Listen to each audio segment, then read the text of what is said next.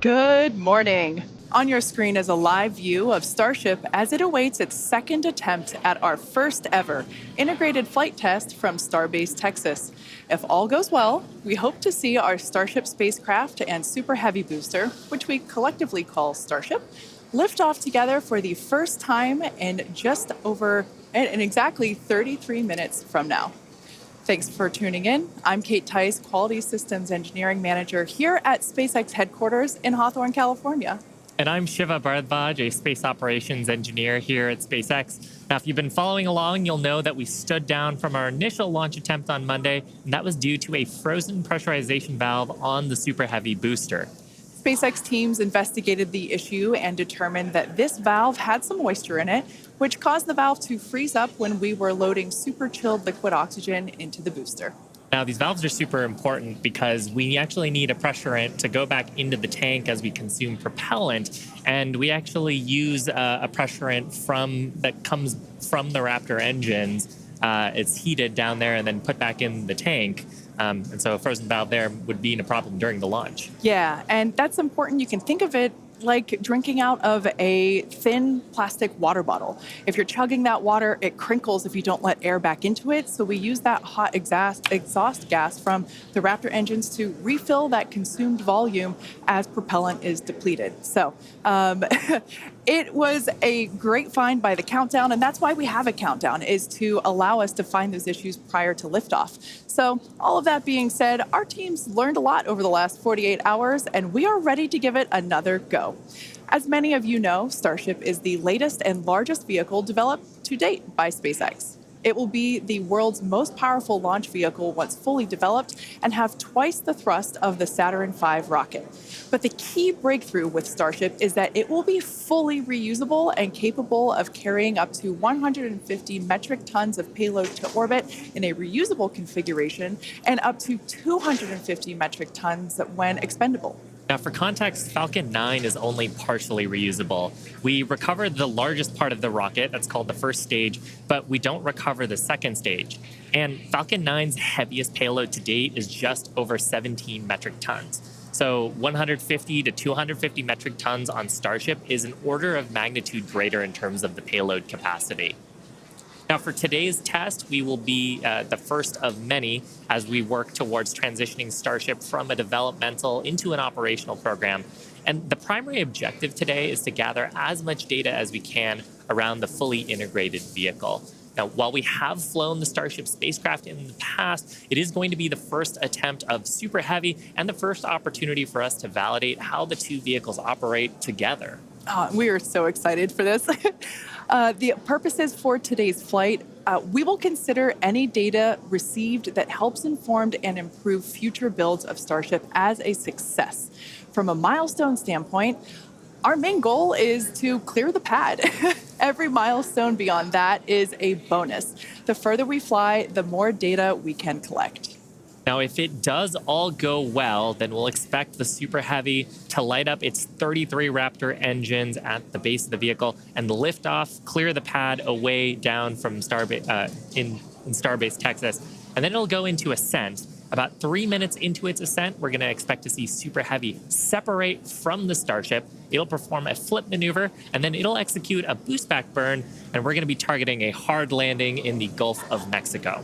And while that's happening, we hope to see Starship's 6 second stage engines ignite and watch as Starship coasts for about an hour at altitudes ranging between 150 and 250 kilometers before re-entering Earth's atmosphere and make its own hard landing in the Pacific Ocean about 250-ish kilometers offshore. Now, we are not really expecting many camera views after separation. That is to say, if we even make it that far. But we do promise that whatever views we do have, we will bring them to you live. Yep. We have a couple of ground stations along the way. So if we are able to get good telemetry, assuming we make it that far into the ascent, then of course those will be available on the stream. And also worth mentioning today, like the whole just getting the vehicle off the pad is a complex endeavor. We are going to be trying to reduce complexity by attempting those hard water landings instead of trying a normal landing like you're used to on Falcon 9. Exactly. We are not attempting to recover these vehicles. So yeah, hard landings in store for both. Now, in a little bit, we'll take a closer look at the vehicle and the launch pad. But first, the teams have been doing a tremendous amount of work over the last few months. In fact, there's a great shot of our Hawthorne team up here bright and early to watch the launch. Teams have been prepping really for the last few days, especially to try to get into today's launch attempt. And here you can see a live view of the South Padre Amphitheater, where both SpaceX employees, friends and family, and members of the public are gathering to watch Starship lift off. And we can see the crowds are gathering there as well. And of course, we want to give a shout out to the SpaceX team. You see them there on screen, members of our our Star Command Center. That is our Star-based Launch Control Center. Yep, those are the operators today who are going to be reviewing all the data and, of course, giving us the go, no-go poll, checking the status to try to get in today's launch attempt just around 27 minutes from now. And one thing I do want to mention, I misspoke. It's not the South Padre Amphitheater. It's the Cameron County Amphitheater. Now, the entire Starship structure on your screen is made from stainless steel. When it's stacked, it stands about 120 meters tall. It's about 9 meters around. And we have this awesome video that shows you just how big that is. You can see one of our technicians there doing some final prep work in advance of today's test. And man, there's the 120-meter monster. The person just keeps getting smaller and smaller. Now, just like Falcon 9, Starship has 2 stages, which we'll talk more about those in a minute. In addition to those 2 stages, Starship actually has a 3rd stage, which we call Stage 0. It consists of all the launch pad infrastructure built around the rocket, as you can see there on your screen, and it's truly an engineering feat in its own right. Yeah, we've got a great shot there of the various different components of it. The pad, the infrastructure, all that is required to get into filling the tanks. Now, let's talk about the Super Heavy. Its name says everything. It's super, it's heavy, it's super heavy. When it's operational, it'll be responsible for providing the power to escape that mighty gravitational pull of Earth that we've got here and take Starship into orbit. The booster itself stands about 70 meters tall and is roughly the same height as a fully integrated Falcon 9, which is just so crazy to me. But this Super Heavy booster has a diameter roughly 2.5 times that of Falcon 9, and with 33 much larger engines. We have a beautiful view here. This is one of my favorite views that we're going to get today. Those are our 33 Raptor engines at the base of the Super Heavy booster. Yep, and you can see they're in a couple of different rings here. So we've got the outer ring of 20 static engines. They're going to be providing a huge amount of thrust today to lift off the entire stack. But then we've got the 13 gimbaling engines in the middle, and they're going to be providing the tilt maneuvers and also helping to reorient the booster as it comes back later in today's flight. Yeah, and when we say gimbal, it's basically tilting or almost wiggling the engines a few degrees and in either direction to allow the booster to steer itself, just as you said, Shiva. And we'll get some great shots later of actually a wiggle test that we perform ahead of liftoff, just to make sure that all of those engines are able to control their full range of control authority. One thing to note, those Raptor engines are completely designed and manufactured in-house. They are, as many of you know that have been following along, they are a reusable methane oxygen staged combustion type engine. So it's a lot of words there. And ultimately, that staged combustion means that we combust the propellant in stages that we kind of pre-combust them in a pre-burner. And by doing so, it allows the engine to be more efficient, i.e. more powerful. Yeah. Now, like Falcon 9, the Super Heavy has 4 grid fins to assist with orienting itself in its return back to Earth. We got a shot of them there beneath the Starship's aft flaps. Now, as we talked about earlier, Super Heavy is not going to be attempting a land landing today. But with this flight test, we're still trying to get as much data as we can. We're focusing on the fundamental systems and operations, so that's the liftoff portion. But we are going to try to get some data on how the fins work for that water landing that Super Heavy is going to be making after ascent. I love that great view of the fins there. Now, Starship, or the spacecraft, is the 2nd stage, and it makes up the top portion of the vehicle. It's designed for carrying passengers and cargo to Earth orbit and beyond. It stands about 50 meters tall, which is a little taller than the Statue of Liberty. It's comprised of 6 Raptor engines, 3 sea level and 3 vacuum engines, which are optimized to operate in the vacuum of space. And they provide a maximum of 258,000 tons of thrust in vacuum. Spacecraft is also outfitted with 4 flaps to help aerodynamically control the vehicle's attitude, which you can see those 2 forward flaps there on your screen now. So they help control the vehicle's attitude during atmospheric flight and enable precise landing at the intended location. Now, one thing we got to mention, the heat shields. They are iconic. Starship is wrapped in a heat shield, which is composed of 18,000 hexagonal ceramic tiles designed to insulate the vehicle during that atmospheric entry. And that's really important because the temperatures can be as high as 2,600 degrees Fahrenheit.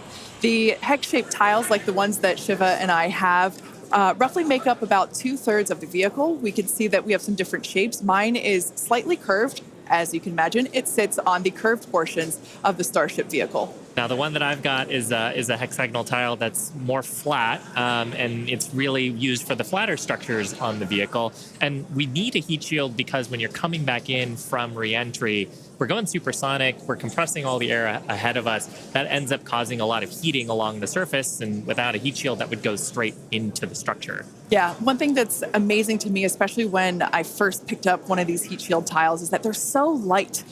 They almost feel like they're made out of foam. They're that light, and they kind of sound like it too. And one thing that we do want to mention, in order to reject the maximum amount of heat during that entry, like Shiva was just saying, they're black, and that's because black helps reject that heat that is building up on the exterior of the heat shield.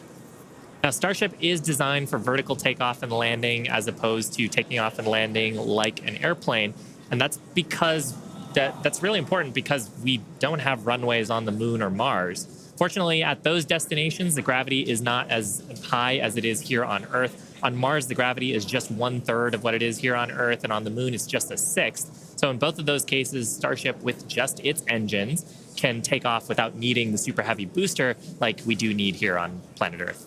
Now, for today's test, Starship does not have its landing legs attached because, like we said before, it won't be returning anywhere. Starship is expected to make a very hard ocean landing, which, if we even make it that far and manage to get any views, it will certainly make for a very exciting end to today's test.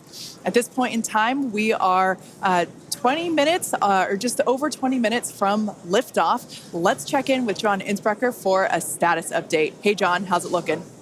Thanks, Kate. I'm John Innsbrucker, Principal Integration Engineer here at SpaceX. We're currently loading propellant from the ground system into both the first and second stages. Now, both vehicles use the same 2 propellants. That commonality helps build the reliability. And the fuel today is liquid methane, and that's at a temperature of just over 100 kelvins. That's about minus 272 degrees below zero on the Fahrenheit scale. Now, liquid methane is a different fuel from Falcon 9. That booster uses RP1 kerosene. However, our oxidizer is liquid oxygen, and that's the same as Falcon 9. Because there is no oxygen in space to support combustion, we have to bring our own. Now, leading up to where we are right now, we had a go-no-go poll. That was conducted just after T-minus 2 hours.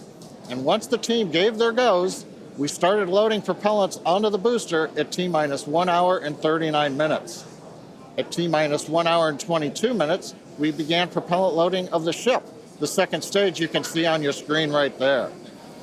Now, propellant loading of the Starship's second stage main tanks completed at about the T-minus 27-minute mark, at which time we then began loading the 2 header tanks in the nose of the second stage. Now, at T-minus 3 minutes, when the first stage super heavy propellant loading completes, that means we'll have all the propellant on the rocket, and the vehicle will be fully loaded with over 10 million pounds of propellant. Now, right now, at T-minus 19 minutes and counting from liftoff, the weather and winds are looking good. We have been watching the ground level winds. They're at 18 miles an hour. As the morning continues, they will increase, but that is below our limits right now. We're also looking at upper altitude winds. We're waiting for one more balloon, but we believe that we're going to be go. On the launch vehicle itself, the teams, the good news, they're not working any issues right now. But if for some reason we do not make our test flight today, if we have to hold, We have a backup launch window. However, we're not sure when it would be. It could be 24 or 48 hours after today. It'll depend on how far we get into the countdown. But right now, heading for a T0 at 8:28 Central, 13:28 Universal Time. Kate, everything is looking good. Awesome news. Now, in order to make life multiplanetary, we need a fully reusable vehicle that's capable of carrying a huge amount of cargo and a lot of people to orbit and have a pretty quick turnaround. The idea is to effectively reuse launch vehicles just like airplanes. Yeah, imagine if you had to wait for a new airplane to be constructed every time you wanted to fly. You'd rarely go anywhere, and for most of us, it would be completely unaffordable. In order for us to get to Mars and back with lots of people, lots of cargo, multiple times, reusability really is a must. In advance of our first missions to Mars, Starship will execute a number of missions with both cargo and people, starting with Earth orbit and eventually expanding to the Moon and beyond. Now, in the near term and a bit closer to home, Starship will also be critical to other programs. Once fully operational, it'll deliver the full-size and upgraded version of our Starlink satellites. And that's super exciting because our next generation satellites represent a step forward in Starlink's capabilities and will allow us to connect millions of more people around the world with high-speed internet to watch launch webcasts. Such an exciting future ahead of us. But first, let's talk a little about how we got to where we are today. Now, Starship's testing ramped up in July of 2019 with our Starhopper prototype, sort of a short version of the Starship that we see today. There's a great photo of it. It was just over 18 meters tall. It had a single Raptor engine, and we had it to test fly and perform low-level altitude maneuvers and attempt landing. The initial test flight, or hop, reached about 20 meters in altitude. That was followed by the one that you've got on your screen here. This was our 150-meter altitude hop. We went up, took a little jaunt away, about 100 meters or so away from the launch pad, used that Raptor engine to fly and actually land. And actually, this hopper is actually down at Starbase now. Yeah, I love this shot. It's just so fun to see it fly.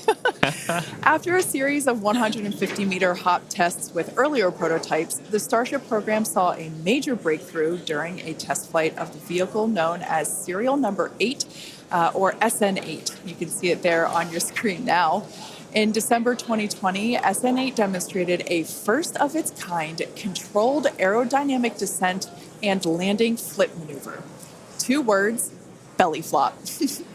The SN8 prototype rose to an altitude of 12.5 kilometers or 7.8 miles and conducted a belly flop maneuver, which you see there, during its descent. While it didn't stick the landing, the test was a major milestone in the development of Starship.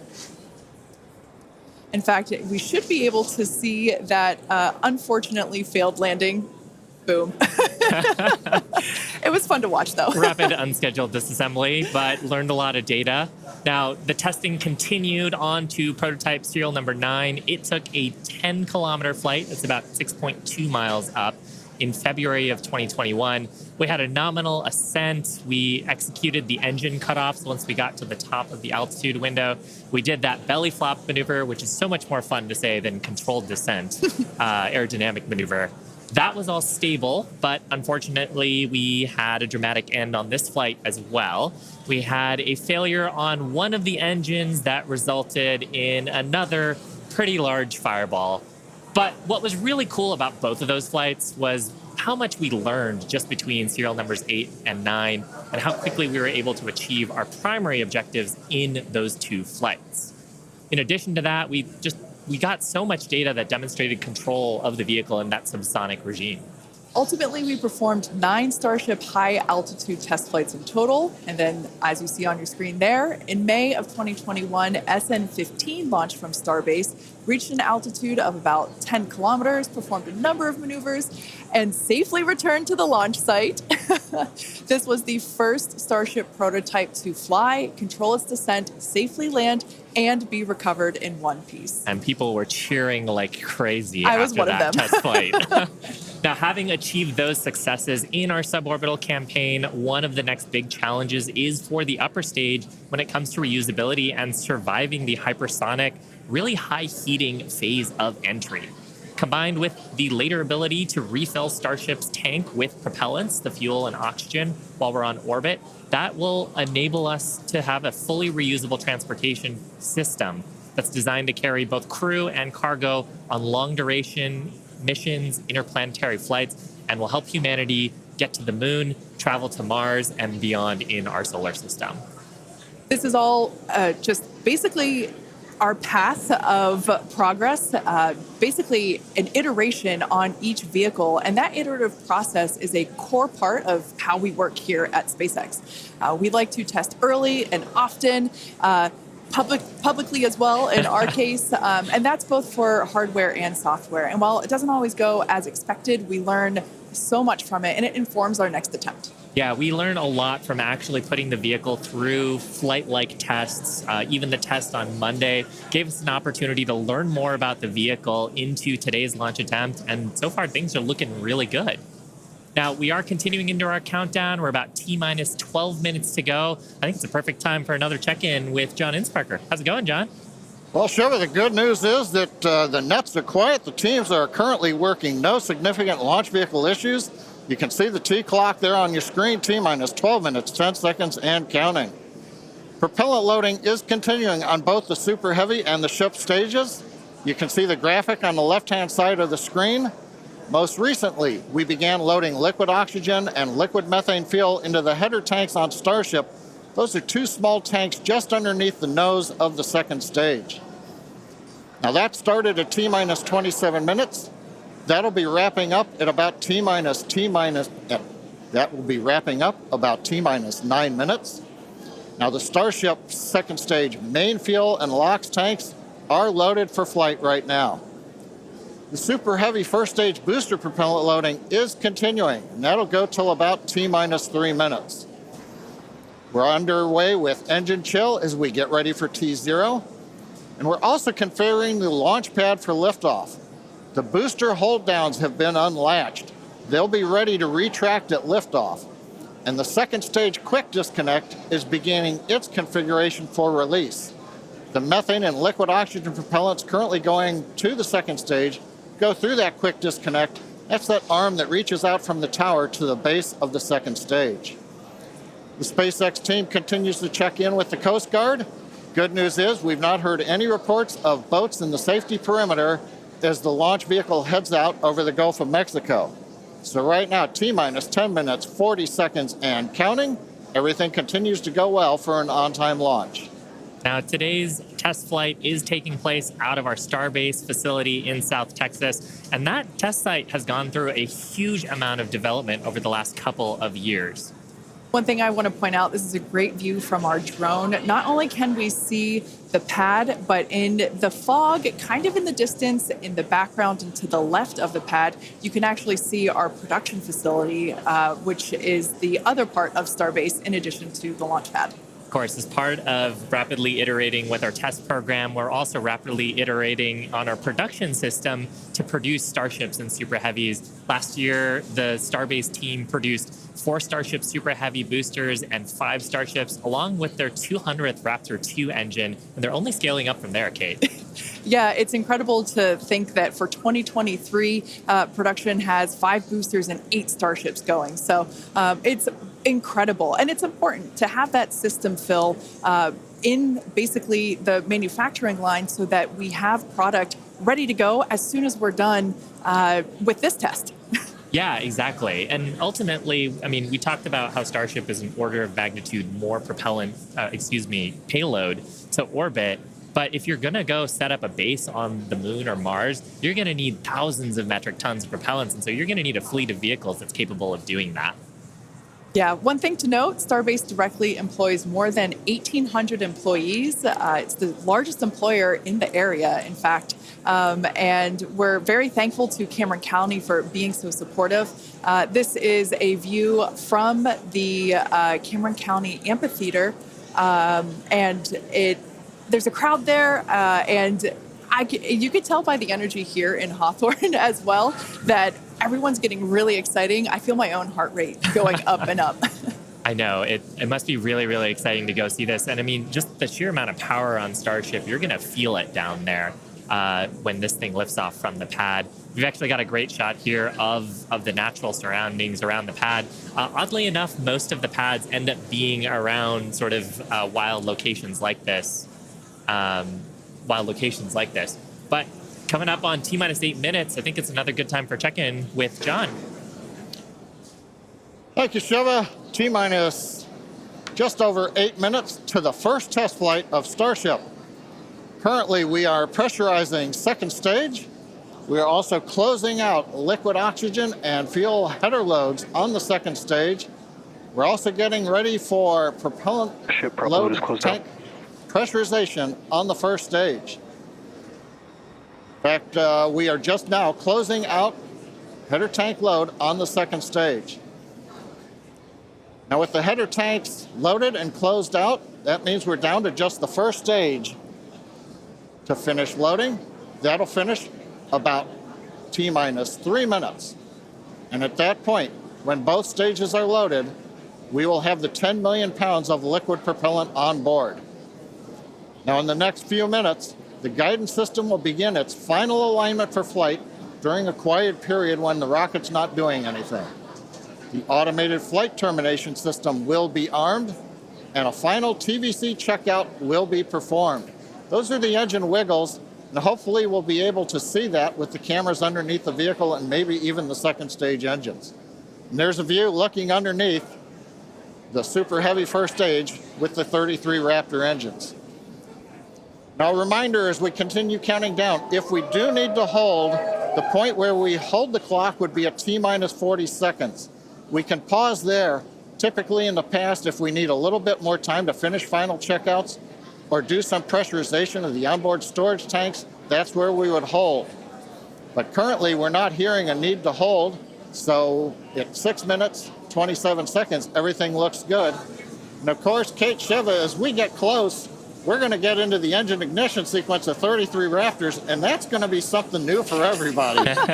I cannot wait for that moment. So for those of you that are familiar with how we launch Falcon 9 rockets, you probably know that we light all 9 of those first stage Merlin 1D engines all at once. It's pretty different than what we do, or what we're attempting to do today. We're actually going to be igniting those 33 engines in banks or clusters, and that sequence starts at T-minus 6 seconds. Yeah, and the ignition sequence is a little bit different, both in terms of the timing and also the ignition method. So on Falcon 9, we use a chemical called T-Tab. It's a pyrophoric material, so that means when you mix the two together, it produces a flame that kicks off that green characteristic spark on Falcon 9 missions. But actually on Starship, we use electrical ignition systems. Many of those are integrated on the ground system here.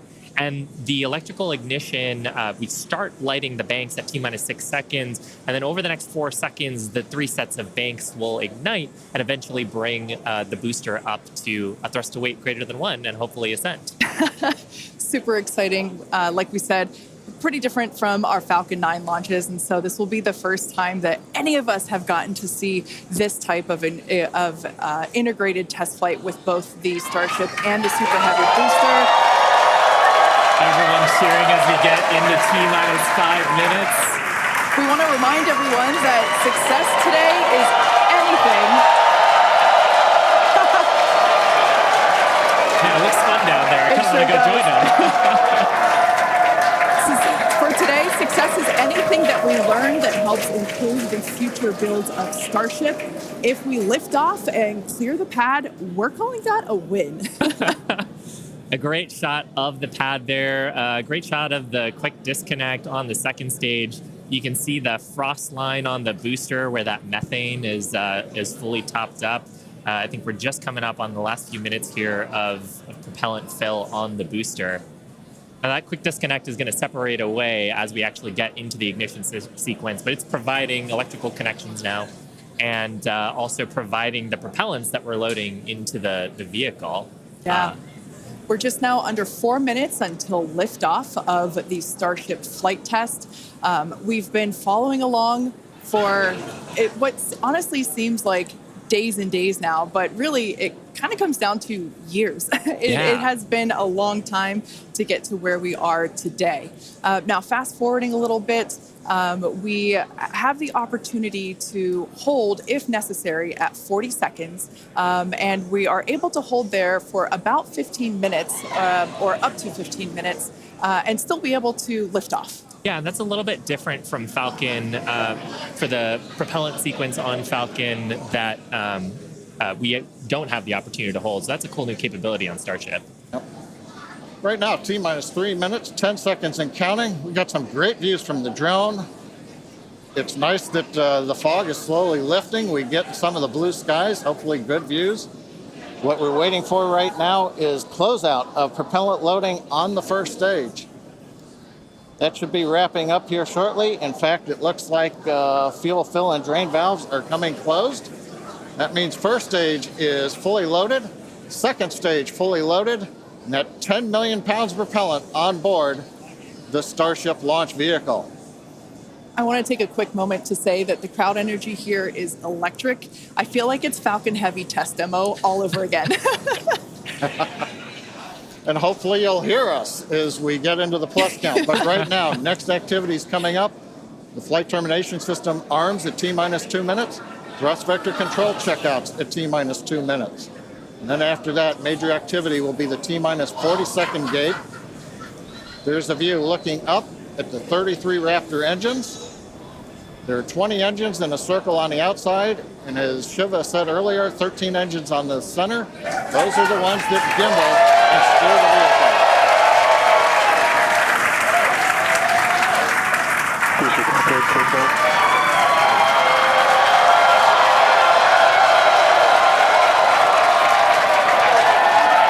I don't think I've ever seen someone so excited for TVC wiggles. Love this view. These are the 33 Raptor engines at the base of the Super Heavy booster. I think we can see those wiggles now. We're currently inside 90 seconds. Next major activity, T-minus 40 seconds. That is a gate, a decision point. We're waiting. Possibility the propulsion team may need a few minutes. Flight termination system is armed for flight. We're getting ready for T-minus 1 minute and counting. No, T-minus 1 minute and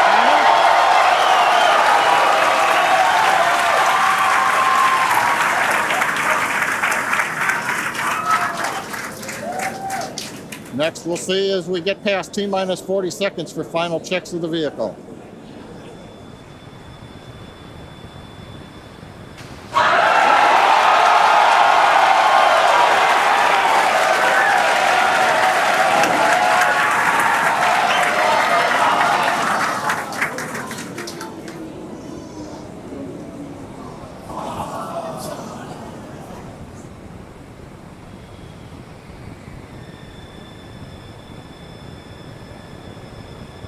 Okay, you can see the clock is recycled. Flight director has called a hold. We are recycling. For the moment, we'll see where they move the clock back to. They could hold at T-minus 40 seconds. They could go to an earlier point. Give us a minute to listen into the nets, and we'll see if we can get you more information to share.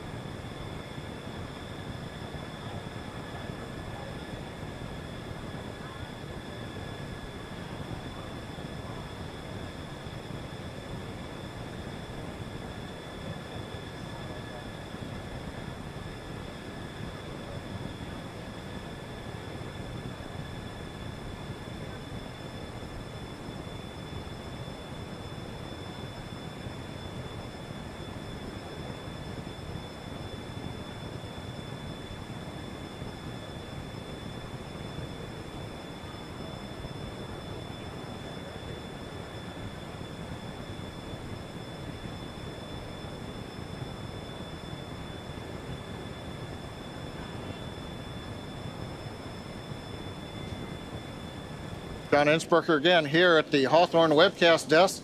We're holding at T-minus 40 seconds. What we've heard so far is we have a couple of issues we're working. One is the booster tank pressurization. Final pressurization was just a little bit long. That's not unusual. We've held at T-minus 40 seconds before to pressurize. That appears to have been resolved. At the same time on the second stage, they're working some final purging. We should know very shortly if that is cleared and if we'll continue the countdown. Everyone, especially that person, is excited to keep going. Like John said, we should know shortly if we are able to continue. But as we mentioned before, we are able to hold up to 15 minutes and still be able to lift off today. Yeah, on Falcon 9, it's a little bit different. Once we start propellant loading, we pretty much have to go at the targeted time. Otherwise, the propellants can warm up and we may not have the performance for that particular mission profile. It's a little bit different on Starship. Folks, if I can interrupt, it looks like they're clearing all the flags, and we're going to release at T-minus 40 seconds. That is amazing news. Amazing. Team working quickly through their issues on first and second stages. And I'm sure all of the rehearsals and simulations that they've been doing have prepared them to evaluate this data quickly to try to get us in for today's launch attempt. For those of you just joining, we have a brief hold at the T-minus 40 second mark. The team is resolving one issue with the bleed purge on the stage 2 Raptors. Like John just said, the teams are quickly working that, and it looks like the flags are being cleared as we speak. So we should be able to resume the launch countdown any moment now. And it's worth noting on Starship that once we resume the countdown, it restarts from the 40-second period, and then we keep going unless another condition pops up. So stick around because Starship could be going here real soon. Don't walk away, that's for sure. Amazing views here coming to us from Starbase, Texas. Cheering to close the start again.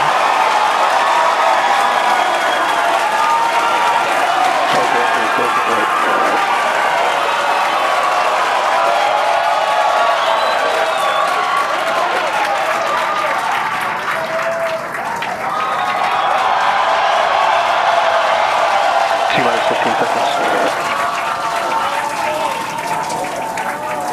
10, 9, 8, 7, 6, 5, 3,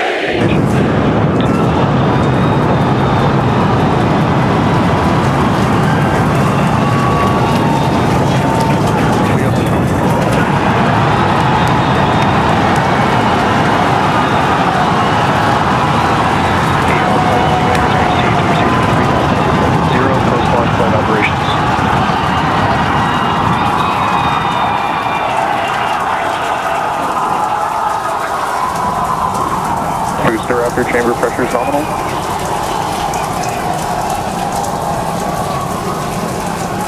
T-plus 33 seconds into the test flight of the inaugural Starship vehicle. Tower cleared, we're into pitchover. Propulsion reports first stage engines nominal. What a sight from the ground cameras at Starbase. We're flying at twice the thrust of the Saturn V heading to space. Acquisition of signal, surface proceed.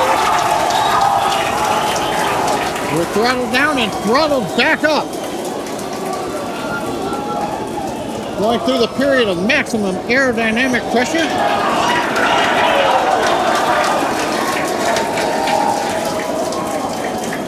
As the velocity increases, the density of the atmosphere is decreasing. Max Q. Lessening stress on the vehicle. The call out, max Q now.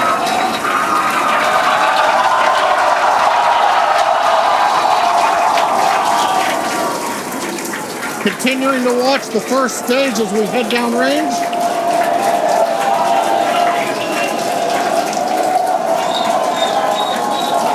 A 100 seconds into flight. Our next major activity is going to be shutdown of the first stage. The Houston tracking station now acquiring the vehicle. With shutdown, we will get separation of Starship from Super Heavy and ignition of the Starship engines. When Starship separates, we light up 6 engines in a staggered sequence, If all goes well, those 6 engines will burn for almost 6.5 minutes. Onboard view from Starship. And there's views of the Raptor engines on the second stage as we prepare for stage separation. Now, after stage separation, the first stage will flip and begin a boost back maneuver for landing in the Gulf.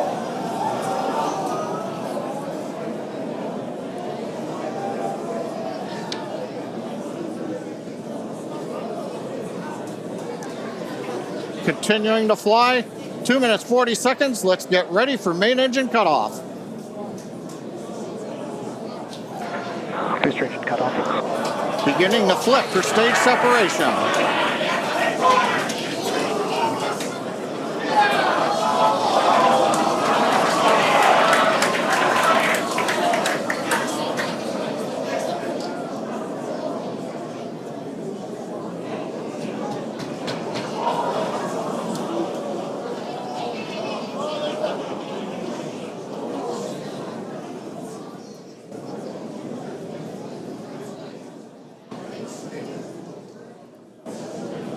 As of right now, we are awaiting stage separation, where Starship should separate from the Super Heavy booster. Yeah, Kate, right now it looks like we saw the start of the flip, but obviously we're seeing from the ground cameras the entire Starship stack continuing to rotate. We should have had separation by now. Obviously, this is does not appear to be a nominal situation. Yeah, it does appear to be spinning, but I do want to remind everyone that everything after clearing the tower was icing on the cake. And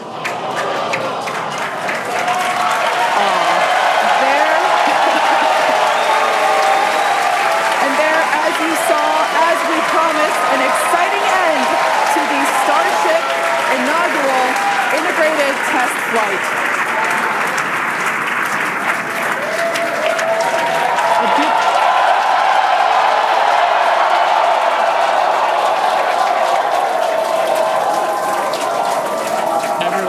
Absolutely pumped to clear the pad and make it this far into the test flight, the first integrated flight of the booster and the Starship vehicle. Live view there of our control center at Starbase, which we refer to as Star Command. As we said before, obviously we wanted to make it all the way through, but to get this far, honestly, is amazing. Well, if you're just joining us, Starship just experienced what we call a rapid unscheduled disassembly, or a RUD, during ascent. But now this was a development test. This is the first test flight of Starship, and the goal was to gather the data, and as we said, clear the pad and get ready to go again. So you never know exactly what's going to happen, but as we promised, excitement is guaranteed. And Starship gave us a rather spectacular end to what was truly an incredible test thus far. Now, as we mentioned at the start of today's program, any and all the data that we collected during the test is going to help us with further development of Starship, and it's going to improve the vehicle's reliability as SpaceX seeks to make life multiplanetary. It's really worth noting that the flight path was designed to be over water and all the air and sea space. Along with that flight path and those surrounding areas were cleared in advance of the test. And of course, we're going to be coordinating with local authorities for the recovery operations. But honestly, what an exciting morning. Oh my gosh. We had a successful liftoff from Starbase, Texas at 8:28 a.m. Central Time. We cleared the tower, which honestly was our only hope. We cleared the tower, and all the data that we collected all the way through all those Raptor, those 33, although I think we saw that 3 Raptor engines were out. But we got all that data, and we got so far as to hoping to see the Starship, the second stage, separate from the first stage, the Super Heavy booster. And unfortunately, we didn't make that happen, but that's okay. It was the first integrated launch, and honestly, today was amazing. Absolutely incredible day. We made it through a number of those initial test objectives with getting booster ascent, getting all the way through the countdown, working some issues at the end. Like, totally really fantastic day. Got through the gate at T-minus 40 seconds on the second try. everything released, the hold downs, the quick disconnect arms, Yeah. everything moves out of the way. And then we got the vehicle off of the pad through max Q all the way up to stage separation, even starting into the prep for stage sep. And then, as we say, a lot of excitement. Yep. Honestly, my face has had a smile on it since liftoff, and now my face hurts. Now, since we don't have any insights on the cause of our rapid unscheduled disassembly at this point, we're going to end our webcast here. Teams will continue to review the data and work toward our next flight test. But before we go, a big congrats to the entire SpaceX team on an exciting first integrated flight test of Starship. And of course, a shout out to our viewers. We appreciate you joining us. And as always, we thank you for your interest in Starship, SpaceX, and your ongoing support. Till next time.